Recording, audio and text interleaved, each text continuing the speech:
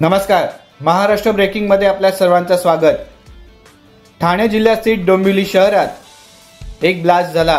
तो ब्लास्ट एवढा भयानक होता की त्या ब्लास्ट मध्ये 11 जणांचा मृत्यू आणि 65 जण होरपळले. सुरुवातीला डोंबिवली स्थित MIDC परिसरात जेव्हा हा ब्लास्ट झाला तेव्हा आजूबाजूच्या डोंबिवलीकरांना वाटले की एक छोटीशी आग असावी, मात्र तसं नव्हतं. हा ब्लास्ट जो पहिला वाला झाला तोच एवढा जबरदस्त होता की आगीचे लोट पूर्ण आकाशात धुसमसत होते. तर दुसरीकडे या एका मोठ्या स्फोटानंतर अनेक छोटे स्फोट देखील झाले आणि मग काय, महाराष्ट्राचं वातावरण पेटलं. डोंबिवली ब्लास्ट म्हणजे डोंबिवली MIDC ब्लास्टचं प्रकरण अख्ख्या महाराष्ट्रात गाजलं. अनेक प्रश्न त्या निमित्ताने उपस्थित करण्यात आले आणि सगळ्यात महत्वाचा प्रश्न होता की झोपेचं सोंग घेतलं कोणी होतं. राज्य सरकार म्हणजे महायुती सरकार, विरोधी पक्षातले नेते, आमदार, केंद्रातले खासदार का प्रशासन, यापैकी कोणी झोपेचं सोंग घेतलेलं? कारण उत्तर कोणालाच सापडत नाही. एकमेकांवर आरोप केल्याशिवाय सत्ताधारी असो किंवा विरोधक असो यांच्यामध्ये काहीच होत नाही. मात्र जातो तो निरपराध लोकांचा जीव आणि अनेक जण जखमी. आणि हाच सवाल ज्यांचा दुर्दैवाने मृत्यू झाला त्यांचे नातेवाईक आणि जे जखमी झाले त्यांचे देखील नातेवाईक विचारत आहेत. आणि तो प्रश्न म्हणजे झोपेचं सोंग घेतलं कोणी होतं? सुरुवातीला आपण जाणून घेऊया की डोंबिवली MIDC स्फोट नक्की झाला कसा आणि खरंच तो एवढा भीषण होता का? डोंबिवली MIDC भागात असलेल्या सोनारपाडा या ठिकाणी एक केमिकल कंपनी होती. या कंपनीत एक मोठा स्फोट पहिले झाला. त्यानंतर जसं आम्ही तुम्हाला सांगितलं की अनेक छोट्या स्फोटांचे आवाज देखील ऐकू आले. या स्फोटांमुळे जवळपास 3 ते 4 किमीचा परिसर हादरला. म्हणजे तुम्ही समजू शकता मित्र हो की 4 किलोमीटर परिसर या एका स्फोटाने हादरला.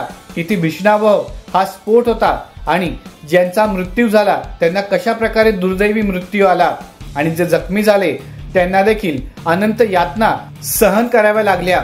सुरुवातीला या स्फोटाचं कारण समजू शकलं नाही, मात्र आगीचे लोट आणि धुराचे लोट हवेत दिसून येत होते.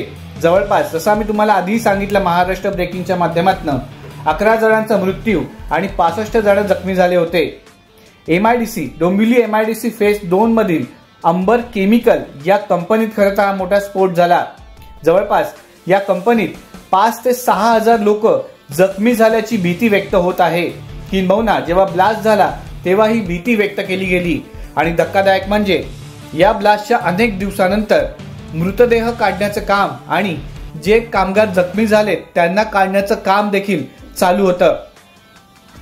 मित्रांनो, अंगावर काटा आला की नाही, एखादा ब्लास्ट होतो आणि अनेक दिवस कामगारांना ढिगाऱ्यातनं बाहेर काढलं जातं.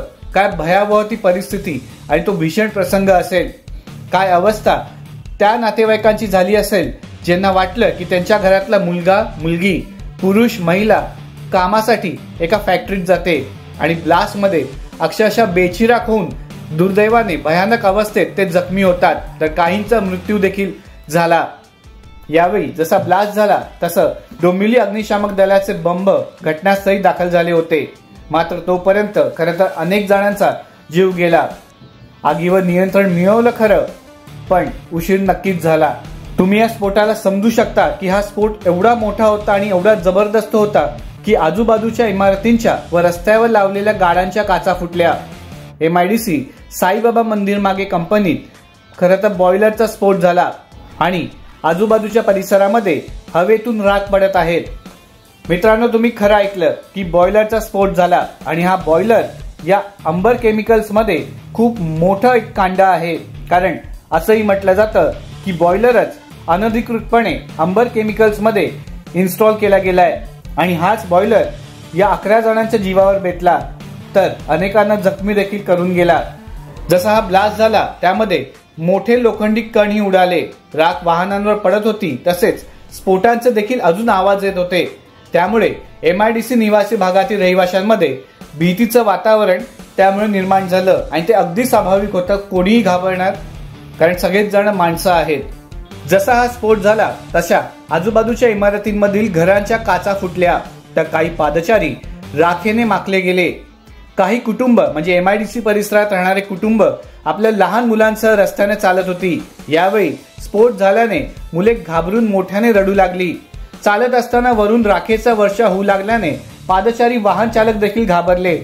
मित्रांनो, डोळ्यासमोर आणा हा प्रसंग. नाही तुमच्या अंगावर काटा उठला तर नक्की सांगा, कारण लहान मुलांनी अशा प्रकारे काही बघणं, एखादा ब्लास्ट होणं त्यांच्या डोळ्यासमोर घडणं हे नक्कीच खूप खोलवर परिणाम करणारं असतं. आणि दुर्दैवाने त्यावेळी जेव्हा ब्लास्ट झाला त्या MIDC परिसरात जाणाऱ्या येणाऱ्या लहान मुलांच्या मनावर किती लॉंग टर्मचा परिणाम होणार आहे ते या MIDC डोंबिवली MIDC ब्लास्टने त्यांना दाखवून दिलं. मग जागं झालं सरकार, मग जागं झालं विरोधी पक्षनेते आणि मग जागे झाले प्रशासन. आता यामध्ये सगळ्यात महत्वाचा मुद्दा, जसा आम्ही तुम्हाला आधीच सांगितला महाराष्ट्र ब्रेकिंगच्या माध्यमातून, बॉयलर हा अनधिकृतपणे इन्स्टॉल केला गेलेला. आणि जसं बॉयलर हा इम्प्लांट केला गेला तसाच एक प्रश्न उपस्थित केला, तो म्हणजे की या कंपनीचं फायर ऑडिट केलं होतं का. विरोधकांकडनं असाही आरोप केला गेला की MIDCच्या भागात ज्या काही कंपन्या आहेत त्यांचं फायर ऑडिट सरकारचं डिपार्टमेंट करतच नाही. कारण डोंबिवलीत अशा 2 वर्षांपूर्वी देखील स्फोट झाला होता. या स्फोटानंतर नक्की काय उपाययोजना केल्या असा देखील सवाल उपस्थित केला गेला.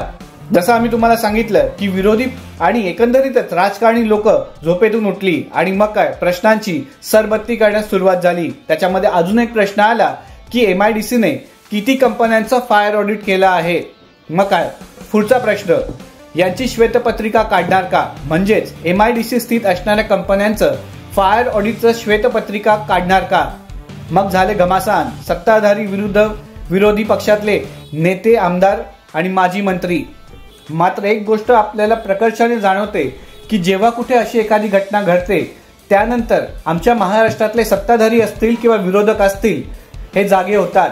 प्रश्नांची सरबत्ती, आणि या सरबत्तीमध्ये नागरिक मात्र फसले जातात, त्यांना हिसडलं जातं आणि त्यात सगळ्यात वेदना ज्यांना होतात, ज्यांचे कोणतरी मेलं असतं, कोणतरी होरपळून ज्यांचा मृत्यू झाला असतो किंवा इंजोर्ड झाले असतात. पण आवाज उठवणार कसा, कारण उठवलेला आवाज एकतर दबवला जातो किंवा काही दिवसांनी तो दबला जातो. आणि मग काय जैसे थे परिस्थिती, पुन्हा दुर्दैवाने काही महिने काही वर्षांनी ब्लास्ट होतो आणि हेच प्रश्न वारंवार उभारले जातात, वारंवार पुढे येतात की फायर ऑडिट झालेलं का, किती कंपन्यांचं एखाद्या MIDC सारख्या क्षेत्रामध्ये फायर ऑडिट केलेलं. मात्र येरे माझ्या मागल्या किंवा पहिले पाडे 56 जसा काही काळ लोटतो तसा हमखास अनुभव आपल्या सर्वांना येतो. आणि हेच आपल्या राजकारणी लोकांचं, आता या व्यवस्थेचं म्हणूया, लोकशाहीचं म्हणूया, हे अपयश आहे हे आपण निर्विवादपणे स्वीकारलं पाहिजे. या स्फोटात जसं आम्ही तुम्हाला सांगितलं की अनेक जण जखमी झाले, त्यातील या कंपनीत काम करणारा एक कामगार बाहेर पडला आणि त्यांनी सांगितलं या स्फोटाची दाहकता. तो म्हणाला, स्फोट झाला ती आमच्या बाजूची कंपनी होती, इतका मोठा स्फोट होता की आम्ही सगळे बाहेर पडलो, सगळे आगीचे लोळ येत होते, आमच्या हाताला भाजले आहे असे त्या कामगाराने सांगितले. काही प्रत्यक्षदर्शींच्या माहितीनुसार मोठे स्फोट झाले, 2 ते 3 किलोमीटर पर्यंत हादरे देखील जाणवले, अनेकांच्या घरांच्या काचा खिडक्या फुटल्या. अग्निशमन दलाकडून अतिरिक्त कुमक मागवून आग विझवण्याचे शर्थीचे प्रयत्न सुरू झाले. आग भीषण असल्याने अग्निशमन दलाच्या जवानांना आतमध्ये जाणे अद्याप शक्य झालेले नव्हते. म्हणजे विचार करा, अग्निशमन दल ज्यांच्याकडे नाही म्हटलं तरी लेटेस्ट इक्विपमेंट असतात त्यांना आतमध्ये जाणं शक्य झाले नाही. यावरूनच डोंबिवली MIDC ब्लास्ट किती भयानक होता आहे हे आपल्या लक्षात येतं. अग्निशमन दल तिथे अराईव्ह झाल्यानंतर, म्हणजे MIDCच्या त्या जागेत पोहोचल्यानंतर जिथे ब्लास्ट झाला, काही तासांनी या आगीवर नियंत्रण मिळवलं. पण तोपर्यंत अग्निशमन दल देखील यांची देखील खरं तर दमछाक झाली असं म्हणायला हरकत नाही, कारण अग्निशमन दलाला आग कंट्रोल करताच येत नव्हती. एवढा भीषण स्फोट डोंबिवली MIDC परिसरात घडला. महाराष्ट्र ब्रेकिंगच्या माध्यमातून आम्ही एक आपल्याला प्रश्न विचारतो, जेव्हा असा काही अपघात घडतो, असा भयावह प्रसंग घडतो माणसाच्या आयुष्यात, तेव्हा 5 लाख रुपये मृत व्यक्तींना सफिशियंट आहेत का, म्हणजे पुरेसे आहेत का. आजही महाराष्ट्रात इव्हन देशामध्ये देखील जेव्हा अशा काही घटना घडतात आणि 5 लाखांच्या मदतीची घोषणा होते तेव्हा रक्त हे सळसळतं, रक्त पेटून उठतं की 5 लाखात एका जीवाची किंमत आहे का. आणि याही डोंबिवली MIDC ब्लास्टमध्ये तेच घडलं. राज्य सरकारने ज्यांचा मृत्यू झाला त्यांना 5 लाखांच्या मदतीची घोषणा केली आणि जखमी व्यक्तींचा खर्च सरकार उचलणार असल्याचे मुख्यमंत्र्यांतर्फे सांगण्यात आलं. मात्र प्रश्न तोच जो आम्ही महाराष्ट्र ब्रेकिंगच्या माध्यमातून तुमच्या समोर मांडला की 5 लाख रुपये हे पुरेसे आहेत का एखाद्या व्यक्तीचा मृत्यू झाल्यावर, आणि जे गंभीर जखमी झाले त्यांच्यासाठी सरकार फक्त खर्च उचलणार एवढ्यावरच निभावून नेणार का? हा प्रश्न आता खरं तर जनतेने विचारला पाहिजे, कारण लोकशाहीच्या नावाखाली अत्यंत बट्ट्याबोळ चालू आहे. कोणीही सुरक्षित नाही. लोकशाहीच्या या युगात हे त्रिकाल सत्य आहे जे आपण सर्वांनी ऍक्सेप्ट केलं पाहिजे. कारण कोणीही येतं, कोणी कोणाला मारतं, कोणाचा खून होतो, कोणाचा ब्लास्टमध्ये मृत्यू होतो, मात्र काहींना मदत मिळते तर काहींना फक्त 5 लाख रुपये सरकारकडनं घोषित केले जातात, आणि ज्यांचा मृत्यू होतो त्यांच्या नातेवाईकांची थट्टा केली जाते की काय, असा प्रश्न देखील या निमित्ताने उपस्थित होतो. सगळ्यात महत्वाचं काय तर MIDC भागात अनेक कंपन्या, म्हणजे डोंबिवली MIDC भागात अनेक कंपन्या या अति धोकादायक आणि धोकादायक आहेत. मात्र या कंपन्या बंद का नाही झाल्या? जर अति धोकादायक होत्या तर त्या वेळीच का बंद करण्यात आला नाही, असा प्रश्न समस्त डोंबिवलीकर विचारत आहेत. कारण जर वेळीच अति धोकादायक कंपन्यांना बंद केलं असतं तर अनेक नागरिकांचे प्राण वाचले असते. आणि जसं आम्ही तुम्हाला महाराष्ट्र ब्रेकिंगच्या माध्यमातून सांगितलं की एखादी दुर्दैवी घटना घडल्यानंतर सरकारला जाग येते, मग काय प्रश्नांची एकतर सरबत्ती किंवा मोठे मोठे आश्वासने. तसाच प्रकार डोंबिवली MIDC ब्लास्ट प्रकरणात देखील आला. म्हणजेच अति धोकादायक कंपन्या ज्या होत्या आणि इतरही कंपन्या, त्यांना डोंबिवली शहराबाहेर शासनाने भूसंपादित केलेल्या जागेत स्थलांतरित करण्यात येतील असं आश्वासन महायुतीचे मुख्यमंत्री यांनी दिलं. तर दुसरीकडे महायुती सरकारमधील उद्योग मंत्री यांनी देखील घटनास्थळी भेट देऊन पाहणी केली. तसेच विधान परिषदेचे विरोधी पक्षनेते यांनी देखील घटनास्थळाला भेट दिली होती. मात्र ज्यांचा जीव गेला त्यांना 5 लाख रुपये आणि जे इंज्युअर्ड झाले त्यांचा खर्च फक्त सरकार उचलणार, एवढ्यावरच मृतांच्या नातेवाईक आणि जखमींच्या नातेवाईकांनी समाधान मानायचं का? हा खरं मोठा प्रश्न आहे आणि त्याविषयी कोण आवाज उठवणार हा देखील आपल्या परीने एक मोठा प्रश्न नागरिकांनी खरं तर हा प्रश्न विचारला पाहिजे. कारण लोकशाहीचा स्तोम माजवणाऱ्या, लोकशाहीचा टेंभा मिळवणाऱ्या या लोकशाहीत नागरिकांनी हा प्रश्न खरं तर उचलून धरला पाहिजे. आणि त्यासाठी मग विधानसभा असेल किंवा अन्य काही असेल, काम बंद आंदोलन किंवा वेगळ्या पद्धतीचं आंदोलन नागरिकांनी केलं पाहिजे. अंबर कंपनी म्हणजे डोंबिवली MIDC स्थित असलेल्या अंबर कंपनीत जिथे ब्लास्ट झाला त्या कंपनीच्या मालकांना अटक करण्यात आली. मात्र ही अटक धक्कादायक अशी होती, कारण ही अटक डोंबिवलीत नाही तर नाशिकमध्ये करण्यात आली. म्हणजेच काय, जसं या कंपनीत स्फोट झाला तसं कंपनीच्या मालती मेहता यांनी काढता पाय घेतला आणि नाशिकमध्ये जाऊन एका नातेवाईकांच्या घरी लपल्या. मात्र एकदा पोलिसांच्या हाती सापडला की सापडला. देर आहे दुरुस्त आहे अशा परिस्थितीत पोलिसांनी काही दिवसांनी मालती मेहता या अंबर कंपनीच्या मालकीन यांना अटक केली. यावेळी नाशिक पोलीस आणि ठाणे क्राईम ब्रँचच्या पोलिसांनी संयुक्त कारवाई करत ही कारवाई केली.